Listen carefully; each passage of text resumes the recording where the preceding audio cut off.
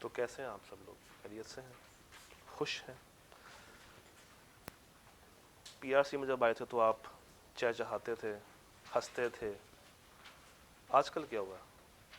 जिम्मेदारियां आनी शुरू हो गई, आहिस्ता आहिस्ता बड़ापन फील हो रहा है, लग रहा है कि अब हम लोग बड़े हो गए हैं। आ जाओ। इससे पहले क्लास कौन सी होती है आपकी?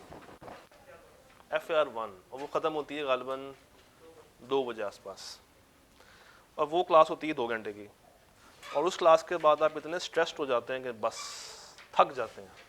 और उसके बाद एक आती है बड़ी क्यूट सी क्लास जो कि आपकी सारी थकन ख़त्म कर देती है। और if I am not wrong, ये आपकी आज की आखिरी क्लास होती है, और मेरी भी आखिरी होती है जब तक पोस्ट वाइज नहीं आता। तो आपकी भी आखिरी है, मेरी भी आखिरी है। आइए मिल के इसको बेहतरीन क्लास बनाते हैं, ताकि FAR 1 में जो आप अकाउंटिंग चीज़ें परेशानी में घूमते फिरते हैं, ये नंबर कहाँ जा रहा है, वो नंबर कहाँ जा रहा है, तो ये तो कुछ भी नहीं उसके आगे। कल से कुछ बातें रिकैप करते हैं। ये पेपर का नाम क्या है? B law. और बी लॉ की फुल फॉर्म क्या है? Business law. और ये पेपर कितने मार्क्स का है? 100 नंबर का है। और इस पेपर का कोड क्या है? कैफ 4।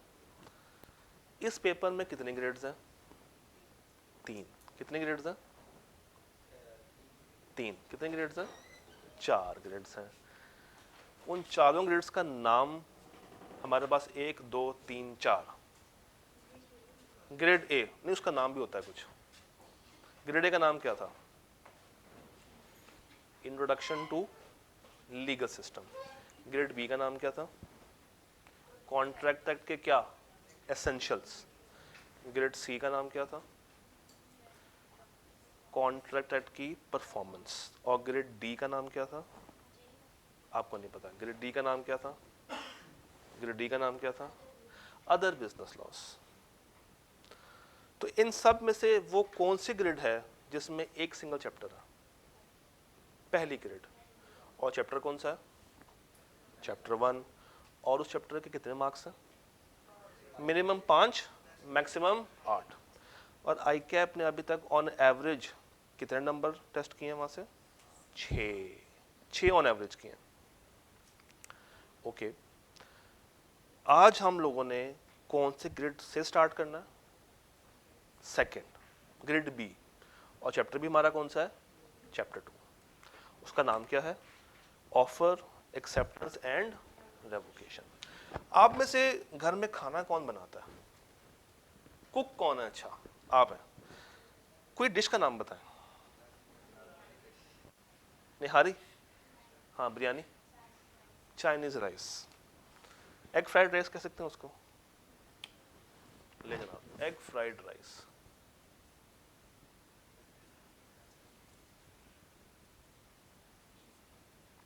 इन सब का रोजा पक्का करते हैं।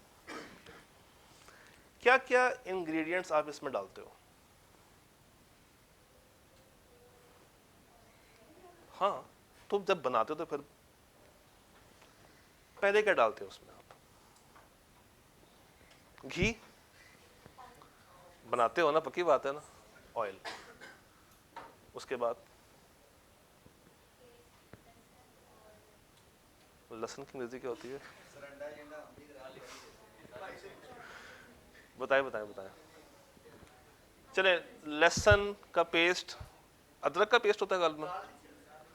लहसुन अदरक का पेस्ट और टमाटर का पेस्ट भी होता है उसमें। हम इसको मिक्स पेस्ट कर देते हैं। Mix paste. अच्छा, और कौन सी? आलू भी डाल देते हैं एग फ्राइड राइस में? आपने कहा जो आपकी अपनी पसंद है। ये देसी चाइनीज बना रही है। चलें, वेजिटेबल्स और बताएं।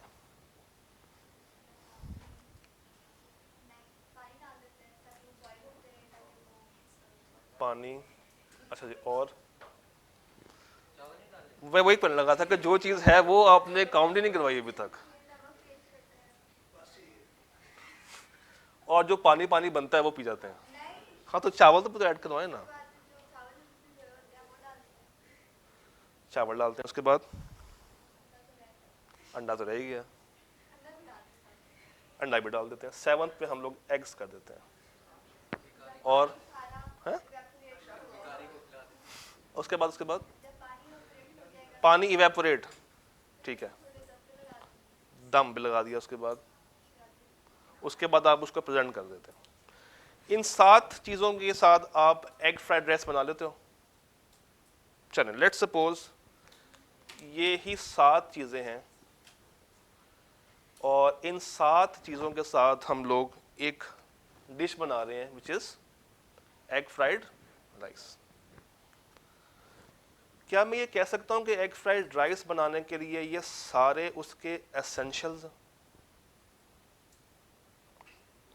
इंग्रेडिएंट्स क्या होते हैं, जो चीज़ें ज़रूरी हैं in order to prepare that product या थिंग या डिश, तो इसको हम कहते हैं इट इज़ एसेंशियल्स। ले जनाब, बन गया, उसके बाद क्या करते हैं आप? चूल्हे पे पड़ा हुआ, उसके बाद क्या करना? अपने लिए बनाया सिर्फ या घर वालों के लिए बनाया? सबके लिए बनाया। तो उसको प्रेजेंट भी तो करना होता है। तो आप क्या करोगे, उन चावलों को निकालोगे, एक डिश में डालोगे, उसके ऊपर थोड़ी सी गार्निशिंग करोगे, और फिर जाके टेबल पर रख दोगे? नहीं, किचन में खड़े होके खा लेंगे? हैं? खुद आके ले लेंगे? थोड़ी बहुत हिम्मत करके अगर आप डिश तक, मतलब उसको टेबल तक रख देंगी तो कोई परेशानी वाली बात तो नहीं है। अज्यूम कर लेते हैं कि आपने उसको बना के टेबल तक पहुंचा दिया। डिश के ये इंग्रेडिएंट्स हैं, और जो फाइनल आउटकम है वो कब हुई है? जब इन्होंने अपनी परफॉर्मेंस शो की। अब वो चावल अच्छे बने हैं, खराब बने हैं, बुरे बने हैं, नमक ज़्यादा है, बहुत ही अच्छे बने हैं, ये डिपेंड करता है कि इन्होंने अपनी परफॉर्मेंस कैसे दी। तो एक कॉन्ट्रैक्ट भी इन्हीं 2 स्टेजेस से गुजरता है। पहले उसको बनाने के लिए हमें कुछ एसेंशियल्स चाहिए होते हैं, और जब एक दफ़ा बन जाए फिर उसकी परफॉर्मेंस की बारी आती है। तो एक अच्छे कॉन्ट्रैक्ट को बनाने के लिए हमें क्या क्या चीज़ें चाहिए होंगी, आइए लिखते हैं। हमें चाहिए होगा ऑयल की जगह पे O for oil, O for offer, ये इत्तेफाक हुआ है वैसे। O for oil, O for offer. Mix paste की जगह पे हमें चाहिए होगा इस ऑफर की एक्सेप्टेंस। यहां पे हमें चाहिए होगा कंसिडरेशन। क्या चाहिए होगी? कंसिडरेशन। यहां पे मुझे चाहिए होगा फ्री विल, इसको हम लोग फ्री कॉन्सेंट भी बोलते हैं। यहां पे मुझे चाहिए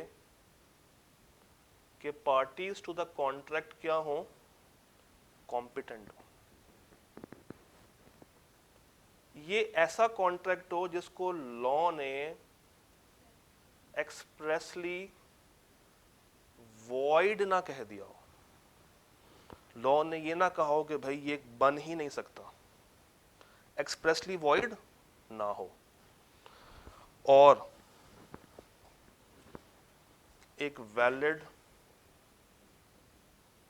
ऑब्जेक्ट भी होना चाहिए। तो एक कॉन्ट्रैक्ट को बनाने के लिए हमारे पास ये 7 चीजें होनी चाहिए। नंबर 1 क्या है? ऑफर। नंबर 2 क्या है? नंबर 3 क्या है? नंबर 4 क्या है? फ्री विल या फ्री कॉन्सेंट। नंबर 5 क्या है? Competent of parties. नंबर 6 क्या है? एक्सप्रेसली डिक्लेयर्ड वॉइड ना हो, और legal object. Legal what? Object.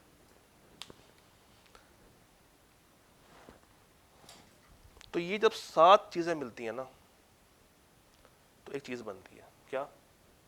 Contract. मगर कॉन्ट्रैक्ट बनाने से पहले या इस लफ्ज तक पहुंचने से पहले हमें कुछ स्टेजेस पार करनी होती हैं। ये है स्टेज 3, ये स्टेज 2, ये stage 1। This is my contract. मुझे यहां पे पहुंचना है। कहां पहुंचना है? वो यहां पहुंचना है, स्टेज पे पहुंचना है। उसके लिए मुझे पहले स्टेज 1 पार करनी है, फिर स्टेज 2 पार करनी है। एक सवाल है आपसे,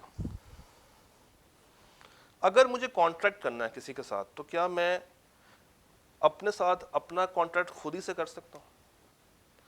मैं शीशे के सामने जाऊं और खुद को बोलूं कि मैं अपने आप को ये मार्कर बेचता हूं, ऐसा कर लूं, हो जाएगा कॉन्ट्रैक्ट? तो कम से कम कितने लोग होने चाहिए उस कॉन्ट्रैक्ट को एग्जीक्यूट करने के लिए? कम से कम 2 लोग चाहिए। तो मिनिमम 2 लोग चाहिए, 2 लोग ले लेते हैं। 2 नाम चाहिए मुझे आप लोगों से, एक अच्छे नाम, एक आप लोग बताएंगे, एक आप लोग बताएंगे। एक नाम बताएं अच्छा सा, जो थोड़ा सा फनी नाम हो। हाँ जी बताएं, आप लोग सोचो तब तक। नहीं, एक इंसान का नाम बताना, एक फनी नाम। जिस तरह मुझे याद पड़ा, लास्ट टाइम किसी ने कहा था शबाना, नहीं सॉरी शब्बो, एक लास्ट क्लास में। शीदा। शीदा के स्पेलिंग क्या होंगे? SHEEDA, शीदा। और यहां से मीदा। शब्बो नहीं, कोई और बताएं। शीदा के साथ हम किसको बनाएं? जी, काश आप उस साइड पे होते हो। हाँ जी आपका नाम क्या है? मैं वो रख लेता हूँ फिर। बताए नाम, नाम बताए। उर्वा रख दूं? रख दूं? मैंने उसे फनी नेम कहा था। कुछ सोच लें, कुछ सोचें। क्या बोलो, परेशान नहीं हो रहा, बोलना है, खुल के बोलना है। बताओ क्या? आप बता दें। वो तो बानो, बानो कुसिया से उन्होंने बानो निकाल दिया। अब तो आप लेट हो गई हैं। तो शीदा और बानो की कहानी से हम लोग आगाज करते हैं। एक दफा क्या हुआ, बानो, बानो बेगम कर लेते हैं उसको। बानो बेगम अपने घर में थी, वो एग फ्राइड राइस बना रही थी कि उनको कॉल आई मिस्टर शीदा की। उसको शीदा कर लेते हैं, शीदे कर लेते हैं। शीदे भाई की कॉल आई। मतलब भाई लाजमी साल लगा दे कि आप लोग किसी और एंगल में उसको ना लेना शुरू कर दें। तो शीदे भाई की कॉल आई। कॉल पे उन्होंने कहा कि बानो कैसी हो? बानो ने कहा मैं ठीक हूँ। उसने कहा आज मेरी तरफ तुम्हारी इफ्तारी है। बानो बड़ी खुश हो गई। 6 बजे बानो पहुंच गई शीदे की तरफ, मगर जब पहुंची तो ना शीदा था ना खाना था। वो घर से गया हुआ था, घर पर लगा हुआ था ताला। बानो को चढ़ गया गुस्सा। बानो क्या कर सकती है इस गुस्से में? जी खवातीन से पूछते हैं, क्योंकि वो बानो को इस वक्त रिप्रेजेंट कर रही हैं। जी बानो नंबर 1। अपने घर जाके जो बनाया था वो हुई खा पी लेगी। बानो नंबर 2। वापस चली जाएगी, गालियां देती हुई जाएगी। बानो नंबर 3।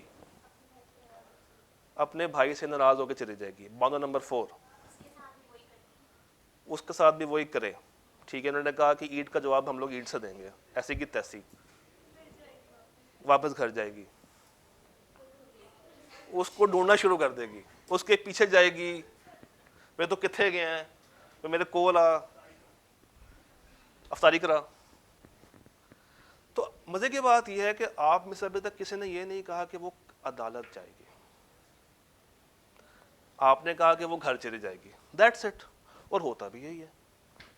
चलिए इसको रिवर्स करते हैं। इसने कहा था कि तुम आओ अफ्तारी पे, ये पहुंच गई और वो घर पे था, मगर कुछ खाने को तैयार नहीं था। तो अब इसको क्या करना चाहिए? शीदा नंबर 1 क्या? अच्छा, जिसको बुलाया उसी को किचन में खड़ा कर दे कि जा तू ही बना। शुक्र ने ये नहीं कहा कि घर से आते हुए जो पका हुआ ना वो लेकर आना जी। शीदा नंबर 2 एक्सक्यूज कर लेगी, कर लेगा, तो जो बेचारी चल कर आई उसका क्या कसूर था? वो अच्छा भला घर में चावल बने बनाए छोड़ के आई है उसके लिए। शीदा नंबर 3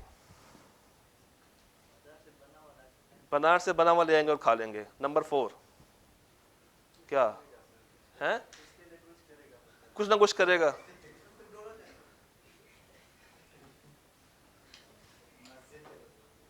मस्जिद चले जाएंगे। एक नंबर 5 हाँ, कुछ अरेंज कर लेगा उसी टाइम, ऑर्डर कर लेगा, ऑर्डर कर लेगा, मस्जिद में चला जाएगा। अगेन इन्होंने भी ये नहीं कहा कि वो अदालत चले जाएगा।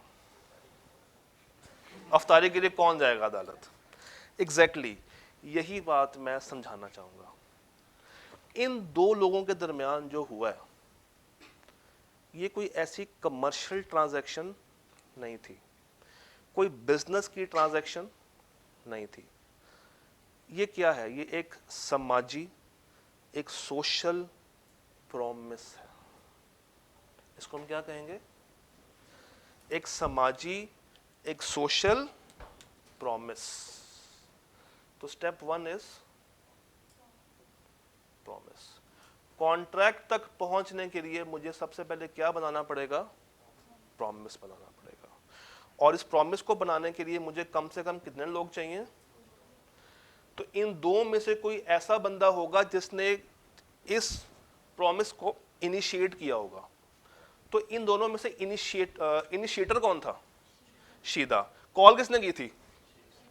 किसको की थी? क्या मैं ये कह सकता हूं कि शीदा ने बानो को ऑफर कराई थी? कह सकता हूं। तो शीदा ने बानो को कराई ऑफर और बानो ने क्या किया? एक्सेप्टेंस दे दी। बानो बेचारी घर में चावल चावल बना के बैठी हुई है, वो उस बेचारे की बातों में आ गई। अगर बानो कहती नहीं सॉरी मुझे मेरे घर वालों ने मना किया, अब तुमसे नहीं मिलना, आई ब्रेकअप विद यू, तो क्या ये कहानी प्रॉमिस तक पहुंचती? नहीं पहुंचती। जब वो रिजेक्ट कर देती तो कहानी वहीं पे क्या होती? खत्म, वाइंड अप हो गई, बेचारे का वहीं पे कट गया। तो बानो की एक्सेप्टेंस से कहानी कहां तक गई? प्रॉमिस तक चली गई। यहां तक क्लियर है? अच्छा, अब आगे चलते हैं। शीदा ने बानो को अफ्तारी पे बुलाया था, तो किसको फायदा मिल रहा है? बानो को या शीदा को? बानो को मिल रहा है। तो इसको एडवांटेज मिल रहा था, ऐसा ही है। एडवांटेज का एक सिनोनिम होता है कंसिडरेशन।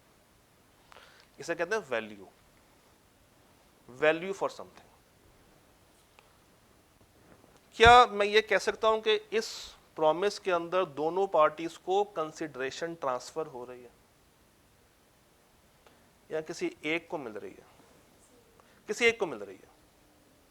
शीदे भाई ने बानो बहन को बुलाया और कहा कि आके इफ्तारी करो, तो फायदा किसको मिला? कंसिडरेशन किसको मिली? बानो को मिली। और पैसे किसके लगे? शीदे के लगे। उसको इन रिटर्न कुछ नहीं मिला। अगर मैं इस एग्जाम्पल को थोड़ा सा चेंज करूं, मैं कहता हूं कि ये डस्टर है। शीदे ने बानो को ऑफर की और कहा कि मेरे पास ये डस्टर पड़ा हुआ है, क्या तुम ये डस्टर मेरे से खरीदना चाहोगी? बानो ने कहा बिल्कुल, मुझे क्लास में ज़रूरत भी होती है, तो मैं ये डस्टर तुमसे खरीदना चाहूंगी, कितने का दोगे? शीदे ने कहा 50 रुपये का दूंगा। बानो ने कहा मुझे मंजूर है। क्या कहा उसने? मुझे मंजूर है। इस केस में बताइएगा शीदे को क्या मिलेगा? 50 रुपये कैश। और बानो बीबी को क्या मिलेगा? डस्टर। इस स्टेटमेंट में कि मैं तुम्हें डस्टर बेचूंगा, तुम मुझे 50 रुपये दे देना, कितने प्रॉमिस हुए? एक या दो? दो। एक प्रॉमिस किया है शीदे ने बानो को, वो क्या था? Duster, duster. और एक वादा किया बानो ने शीदे को, वो क्या किया? कैश। How much? 50 रुपये। तो अब ये प्रॉमिस एलिवेट हो चुका है, इसमें एक नया तड़का ऐड हुआ है। क्या? दोनों पार्टीज की कंसिडरेशन, दोनों पार्टीज की कंसिडरेशन। इससे पहले क्या हुआ था? एक बंदे को बेनिफिट मिल रहा था, दूसरे को इन रिटर्न कुछ नहीं मिल रहा था। तो अगर मैं इसी प्रॉमिस के अंदर कंसिडरेशन को ऐड कर दूं फॉर बोथ पार्टीज, तो ये बन जाएगा एग्रीमेंट। क्या बन जाएगा? एग्रीमेंट। तो क्या मैं ये कह सकता हूं कि agreement is equal to offer plus acceptance plus consideration? हाँ या ना?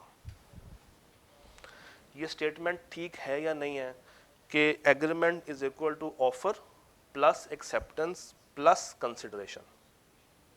ठीक है ना? क्योंकि ऑफर प्लस एक्सेप्टेंस क्या है? प्रॉमिस।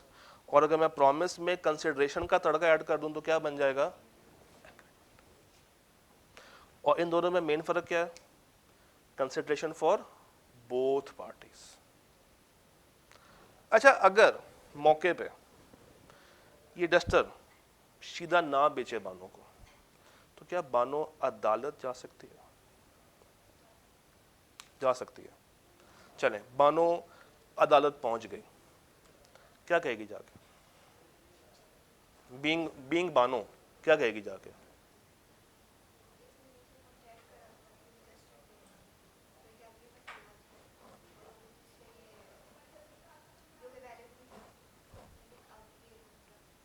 नहीं दे रहा तो इससे ये काम पूरा करवाया जाए, ऐसे ही है।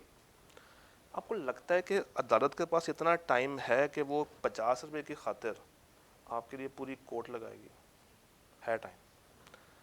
अदालत में एक जुमला होता है, आप लोगों ने सुना होगा अक्सर, तमाम गवाहों और सबूतों को मद्देनज़र रखते हुए ये अदालत इस नतीजे पे पहुंची है कि डैश डैश डैश। तमाम गवाहों और सबूतों को, दो वर्ड्स हैं। ये जो 50 रुपए का कॉन्ट्रैक्ट तो खैर नहीं हुआ अभी तक, एग्रीमेंट हुआ था, इसमें कोई गवाह थे? नहीं। क्या इसको किसी कागज के ऊपर, किसी स्टाम्प पेपर के ऊपर हुआ था? नहीं। तो इसका मतलब है कि अदालत कहेगी कि भाई ये 50 रुपये 100 रुपये की खातिर मेरे पास ना हो, अपना फैसला खुद ही करो जाके। मेरे पास उस वक्त आना जब ये चीज़ लीगल होगी, जब मैं वाकई में इसको इन्फोर्स करवा सकता हूँ।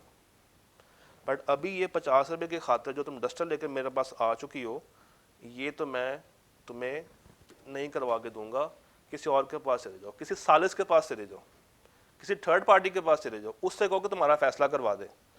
मगर हमारे पास इतना टाइम अवेलेबल नहीं है। क्यों? ऐसा क्यों हुआ? ऐसा क्यों हुआ? क्यों कोर्ट ने मना कर दिया?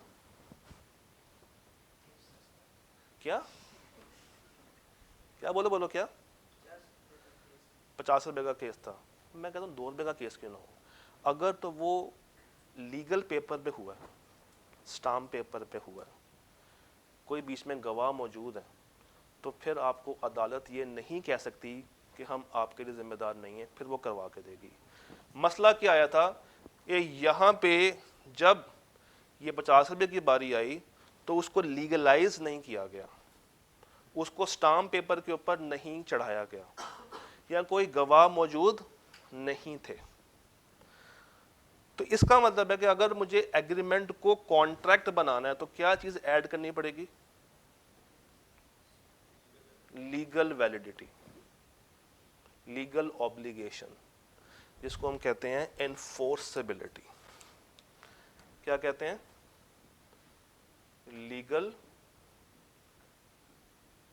लीगली उसको एनफोर्स करना पड़ेगा, उसमें लीगल एनफोर्सेबिलिटी का फैक्टर मुझे ऐड करना पड़ेगा। तो अब जरा मेरे साथ साथ बोलिएगा, promise is equal to offer plus acceptance, agreement is equal to promise plus consideration, और contract is equal to agreement plus legal enforceability. Legal enforceability,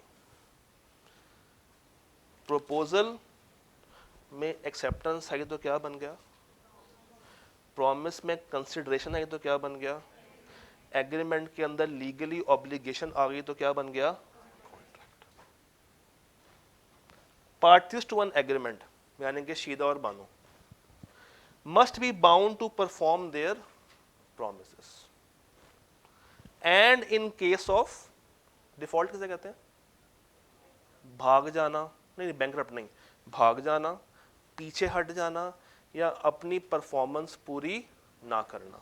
अगर इन दोनों में से कोई डिफॉल्ट करे, the parties can go to court for its enforceability. और ये कब होगा, जब उसके बैक एंड के ऊपर कोई ऐसा कागज, कोई ऐसा डॉक्यूमेंट या कोई ऐसे गवाह, चाहे वो रिटन हो चाहे वो ओरल हो, मौजूद हो जिससे हम उसको एग्जीक्यूट करवा सकें। यहाँ तक कोई सवाल, कोई मसला, कोई परेशानी? यहाँ तक कोई सवाल तो मुझे बताइए। ओरल करवा सकते हैं, तो अगर उस केस में बानो उसके अल्फाज को रिकॉर्ड कर लेती तब जाके वो अदालत में उसको एग्जीक्यूट कर सकती थी, मगर उस बेचारे ने किया ही नहीं, वो तो शरीफ थी। और कोई सवाल, कोई सवाल, एनी क्वेश्चन? बानो 1, बानो 2, बानो 3, बानो 4, बानो 5, बानो 6, बानो 7, कोई सवाल? कोई सवाल नहीं किसी भी बानो का? कोई शीदे का सवाल यहाँ से हो? आगे चलें, पक्की बात है, यहाँ तक क्लियर है? अच्छा, 3 वर्ड्स थे, पहला क्या था, उसके बाद क्या था, उसके बाद क्या है, कॉन्ट्रैक्ट। आइए जरा पढ़ते हैं। प्रॉमिस क्या था, when the person to whom the proposal is made, यहीं तक रुकते हैं। When the person to whom proposal is made, proposal के ऊपर आप लोगों ने लिख लेना ऑफर, ये इसका सेकंड नेम है। When the person to whom the proposal is made, यहां तक जरा बताइए किसकी बात हो रही है, शीदे की या बानो की? किसकी बात हो रही है, बानो की। ऑफर या प्रपोजल किसको की गई थी, Bano. Signifies his assent, assent कहते हैं रजामंदी को, असेंट कहते हैं किसको, रजामंदी को। और सिग्निफाई अपनी रजामंदी को दूसरी पार्टी तक पहुंचाना, कम्युनिकेट करना। The proposal is said to be accepted, जब एक बंदे को आपने प्रपोजल की और दूसरे बंदे ने उस पर रजामंदी जाहिर कर दी, इट मीन्स कि आपकी प्रपोजल क्या हो गई है, एक्सेप्ट हो गई। क्या हो गई है, एक्सेप्ट हो गई। जब एक प्रपोजल एक्सेप्ट हो जाए तो वो क्या बन जाता है, प्रॉमिस। जब एक प्रपोजल को हम एक्सेप्ट कर लें तो वो क्या बन जाएगा, प्रॉमिस। ये 2.5 लाइनें क्लियर है? नहीं 2.5 नहीं, 2 लाइनें क्लियर है? पक्की बात है, पक्की बात है। अब शीदा और बानो को एक नाम देते हैं। याद रखिएगा, जो बंदा ऑफर कर रहा है, जो बंदा ऑफर कर रहा है, जिसने इनिशिएट किया था, जिसने पहला कदम उठाया था, उसको हम कहते हैं ऑफरर या प्रॉमिसर। इसकी निशानी है कि इसके एंड पे क्या आता है, OR, प्रॉमिसर या ऑफरर। और जिसको की जा रही है या जो उसको एक्सेप्ट कर रहा है वो है आपका ऑफरी या प्रॉमिसी, ऑफरी या। अब जरा बताइए शीदा कौन था, बानो कौन है? ऑफरी। प्रॉमिस की डेफिनेशन क्लियर है, पक्की गल है। एग्रीमेंट पे आ जाते हैं। एवरी प्रॉमिस या सेट ऑफ प्रॉमिस, जिस तरह भी हम लोगों ने दो प्रॉमिस की बात की थी, हर वादा या एक से ज्यादा, forming the consideration for each other is an agreement. ये दूंगा उसको फायदा, वो कैश देगी शीदे को फायदा, तो दोनों को कंसिडरेशन ट्रांसफर हो रही है थ्रू देयर रिस्पेक्टिव प्रॉमिसेस। एक का वादा क्या था? डस्टर देने का, दूसरे का वादा क्या था? 50 रुपया देने का। तो ये क्या बन गया? एग्रीमेंट। क्या बन गया? एग्रीमेंट। और हर एग्रीमेंट जिसको आप इन्फोर्स कर सकते हैं थ्रू लॉ, क्या कहलाएगा? कॉन्ट्रैक्ट। कोई मुश्किल बात? पक्की बात है? कोई सवाल सर? कंसिडरेशन क्या जरूरी है कि बोथ साइडेड हो? अभी तक हाँ, आज की क्लास तक क्या हाँ। इसमें बहुत सारे सवाल आपके माइंड में आना शुरू होंगे डेली बेस पे, और आपके हर सवाल का जवाब कहीं ना कहीं कवर हो रहा होगा। जिस तरह एक भाई का सवाल आ गया, हर चैप्टर, ये जो मैंने 7 बातें लिखी है ना, चैप्टर 2 से लेके 5 तक हम लोगों ने इन्हीं 7 बातों के अंदर खेलना है। अच्छा, एक और चीज आपके माइंड में एक बात और भी आएगी, कोर्ट में क्या होगा? अदालत कैसे फैसला करेगी? कौन से गवाहों को लेकर आएगी? कौन से सबूतों को लेकर आएगी? जरा कैसे होगी? वकील कौन कौन से होंगे? तो इन सब का एक ही जवाब है कि ये सारा एरिया बिजनेस लॉ डील नहीं करता। कोर्ट के अंदर क्या है उसका ताल्लुक हमसे नहीं है। हमारा काम क्या है कि हम कोर्ट तक पहुंचा के आएंगे, कोर्ट के दरवाजे तक छोड़ के आएंगे कि भाई यहां तक मैं तुम्हें ले आया हूं, आगे ये लॉ होल्ड नहीं करता। क्योंकि सिर्फ एक ही लॉ थोड़ी है, बहुत सारे लॉ। डन। इस लॉ का नाम क्या है? नहीं, कॉन्ट्रैक्ट एक्ट 1872, 1872। ये पाकिस्तान कब बना था? तो 1947 में अगर ये पाकिस्तान मार्ज़ वजूद में आता है और 1872 में ये बनता है, और किताब की पहली लाइन ये कहती है कि ये पाकिस्तानी लॉ है, ऐसा कैसे कह सकती किताब? तब तो पाकिस्तान था ही नहीं। क्या? बर सगीर में बना हुआ है, और ये तब से लेके अब तक वैसे ही चला आ रहा, इसमें कोई चेंज नहीं आई, इसमें ज़ीरो चेंजेस है। और मज़े की बात यह है कि जितना आपके कोर्स में है ना, वो शायद इसका 50% भी नहीं है। कोर्स जो आपका है कॉन्ट्रैक्ट एक्ट, जितना आईक्याद ने रखा हुआ है, असल जब आप खोलते हैं ना किताब कॉन्ट्रैक्ट एक्ट की, उसकी तो अल्फाज भी मुश्किल है।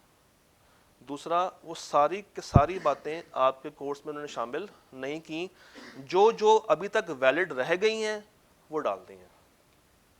ये बात समझ आ रही है? जो जो वैलिड रह गई हैं वो सारी की सारी डाल दी। यहाँ तक क्लियर है?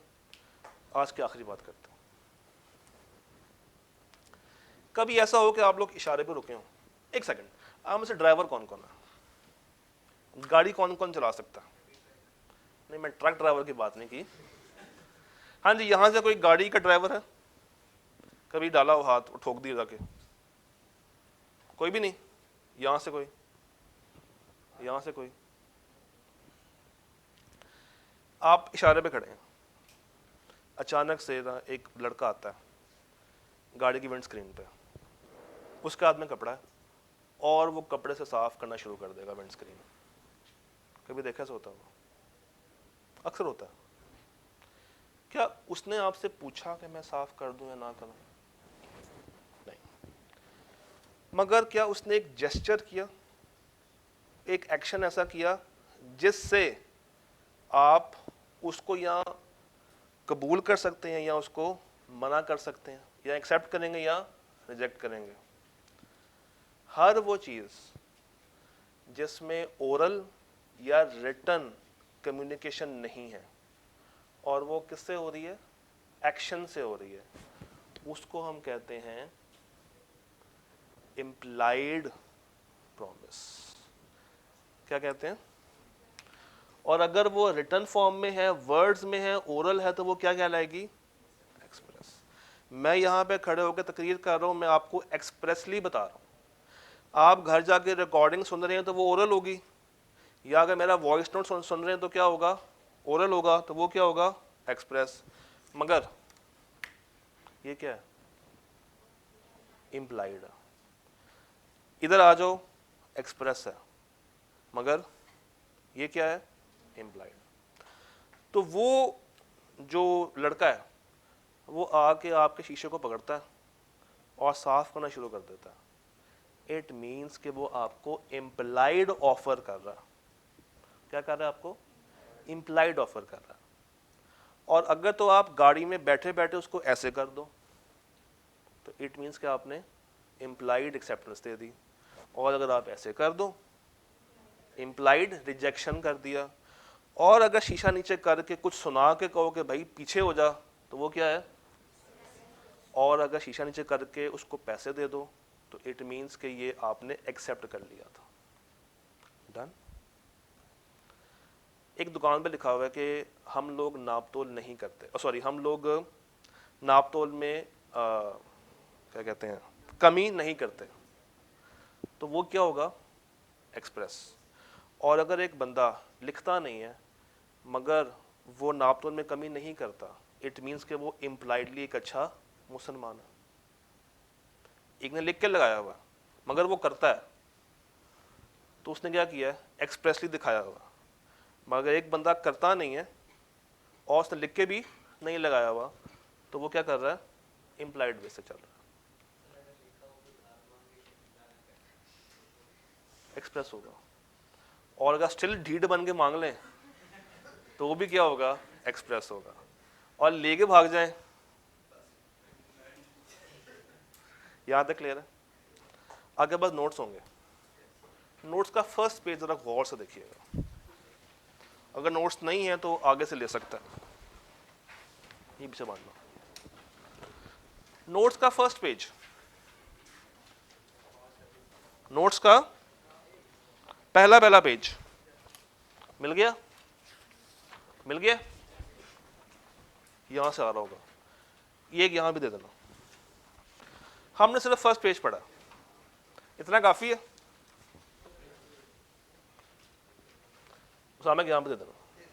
अच्छा, नोट्स का फर्स्ट पेज पढ़ा, इतना बहुत है आज के लिए, पक्की बात है। मैंने कहा था किसी भी दिन 2 सफ़े से ऊपर नहीं जाने वाले, बट अभी भी कहानी में ट्विस्ट है। 15 पूरे मिनट पढ़े मैं,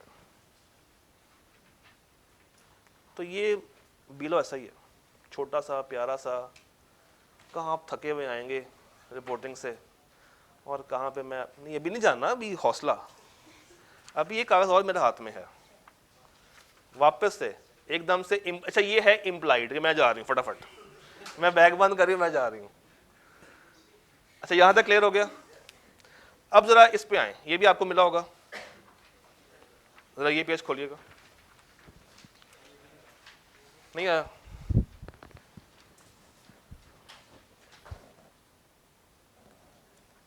ये बात जी, इसका नाम है, इस डॉक्यूमेंट का नाम है कंसेप्चुअल क्वेश्चंस। क्या नाम है?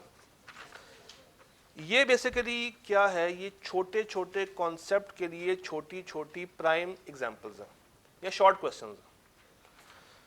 जितना पढ़ेंगे ना, आखिरी के 15 मिनट में या ये कर रहे होंगे या उसके ऊपर एमसीक्यूज कर रहे होंगे, ताकि निकलने से पहले आपका हौसला कल के लिए बुलंद हुआ हो। तो क्या ये कागज अब तक पहुंच गया? पक्की गल है।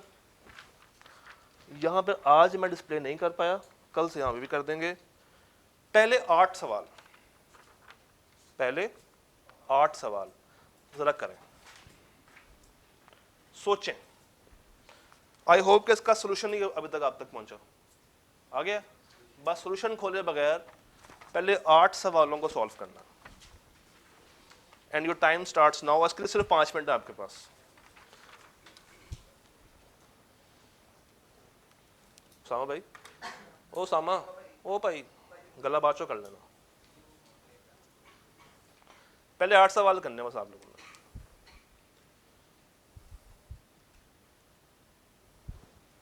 सोचें, समझें, परखें। वाह,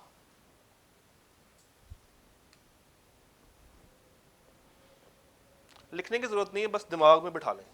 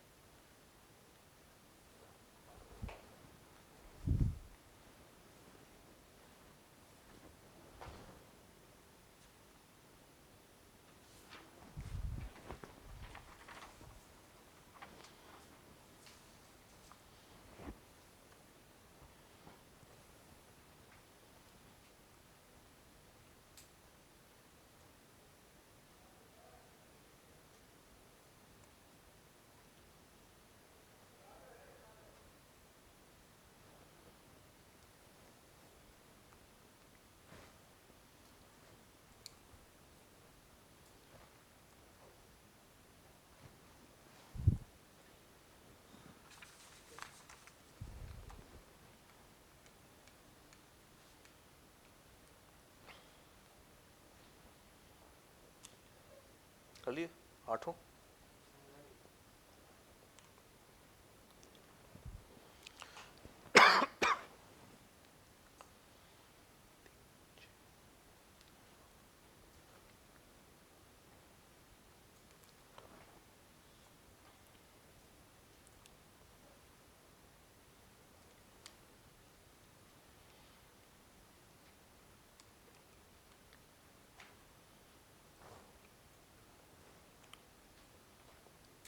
हो गया। You have 3 minutes left.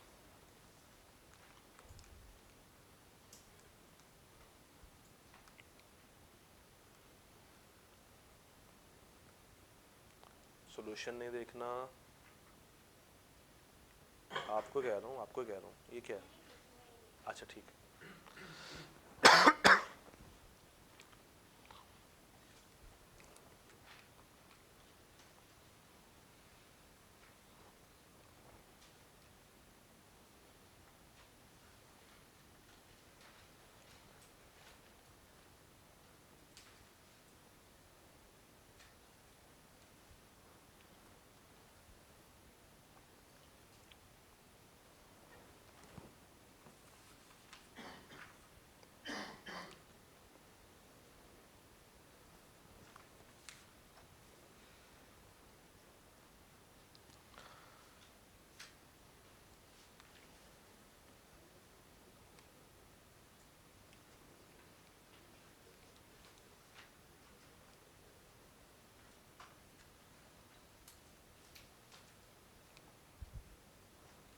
आखिरी मिनट।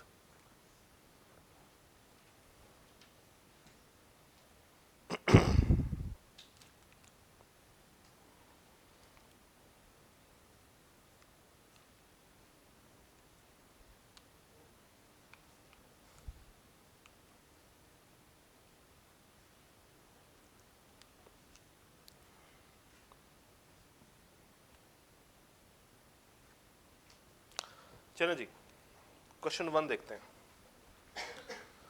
क्वेश्चन 1 इज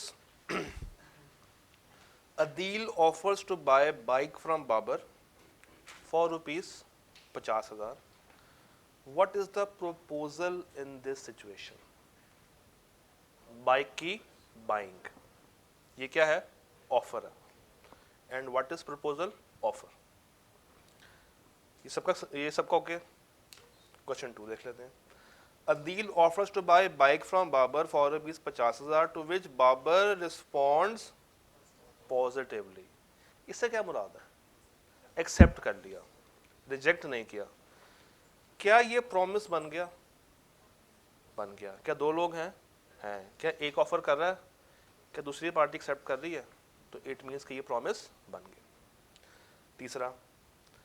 तीसरा सवाल वही है, रिक्वायरमेंट चेंज है। Who is the promisor and promisee in this situation? हाँ जी, प्रॉमिसर कौन है?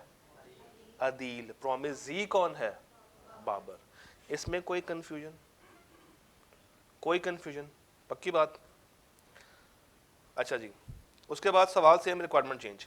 What are respective promises and their considerations for Adil and Babar that make an agreement? Respective promises क्या हैं? अदील ने क्या कहा? ऑफर कर रहा है टू बाय, तो उसको क्या मिलेगा? दूसरी पार्टी को। तो इसका मतलब है कि दोनों को कंसिडरेशन मिल रही है, एक को कंप्यूटर, एक को कैश। पहले 4 सवाल okay. Fifth, Adil offers to sell furniture to Babar for ₹50,000. Babar accepts this offer. How the contract can be enforced if there is default by either party? अगर तो कोई एग्रीमेंट है, कोई लीगल इन्फोर्सिबिलिटी है, तो अगर एक पार्टी डिफॉल्ट कर रही है तो दूसरी पार्टी उसके अगेंस्ट अदालत में जा सकती है। बेसिकली ये 4 लाइनें टेस्ट की। Okay, Adeel invited Babar on dinner, Babar accept the invitation. अगर एक पार्टी डिफॉल्ट कर जाए इनमें से कोई भी, तो बताएं क्या हो सका? क्या वो इन्फोर्सेबल है या नहीं है? नहीं है। क्यों? ये सोशल प्रॉमिस। 3 चीजें होती हैं, सोशल, रिलीजियस और मोरल। ये हमेशा प्रॉमिस ही रहते हैं, ये आगे बढ़ के एग्रीमेंट या कॉन्ट्रैक्ट नहीं बनते। क्या? Social, moral, religious. 7th, Adeel ने टेलीफोन के ऊपर ऑफर की है कि वो अपनी गाड़ी बेचेगा किसको? बाबर को, फॉर सर्टन सम। बाबर ने उसकी जो ऑफर है वो कबूल कर ली। ये एक्सप्रेस है या इम्प्लाइड है? एक्सप्रेस है। और नीचे क्या हो रहा है? एक शू शाइनर है, एकदम से आगे वो लड़का जूते साफ करना शुरू हो जाए, तो वो एक्सप्रेस नहीं है। अच्छा, रेलवे के ऊपर जो कूली होते हैं एकदम से आके आपका सामान पिक कर लेंगे, वो एक्सप्रेस है या इम्प्लाइड है? वो भी इम्प्लाइड है। यहाँ तक ओके? कोई टेंशन तो नहीं है? घर जाके बताऊँ क्या करना है? कुछ नहीं करना, बस ये पहला सफ़ा पढ़ लेना। पढ़ लेंगे? हाँ जी। नहीं, वो प्रॉमिस से ऊपर जाते ही नहीं है, उसके लिए फिर वो दूसरे मामला शुरू हो जाते हैं। तो वो ये है कॉन्ट्रैक्ट एक्ट।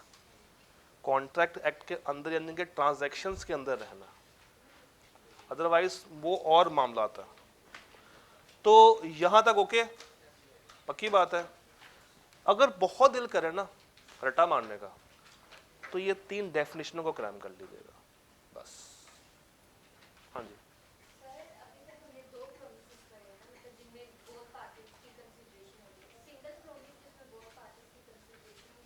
सिंगल में देखो ना, ये एक मार्कर है, मैं आपको देता हूँ और आप इसके बदले मुझे 10 रुपये दे रहे हो। प्रॉमिस एक ही है या 2 हैं? 2 हैं। मैंने आपको दिया एक वादा कि मैं आपको पेन बेचूंगा और आपने कहा कि आप मुझे पैसे दोगे।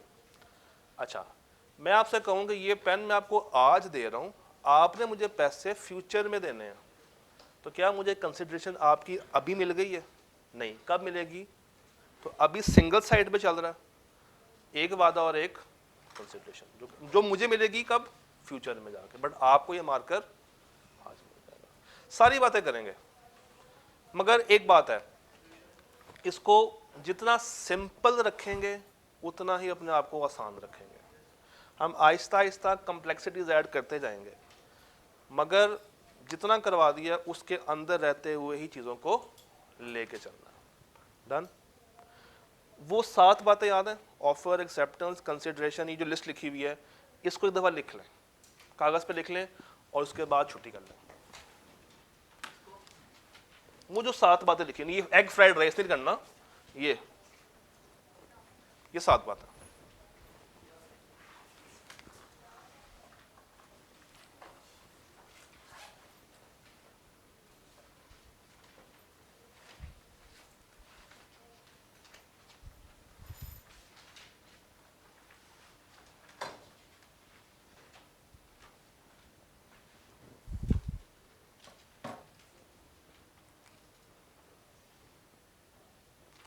अगर किसी के पास सोल्यूशन नहीं है तो वो सोल्यूशन आगे आगे से पकड़ सकता है।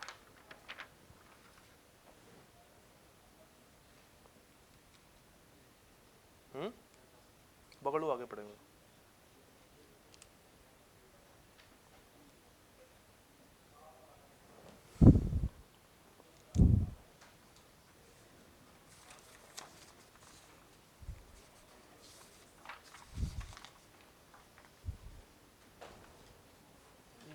बांट के ना, जो बचेगा मुझे दे देना, ये बीच में रख लो।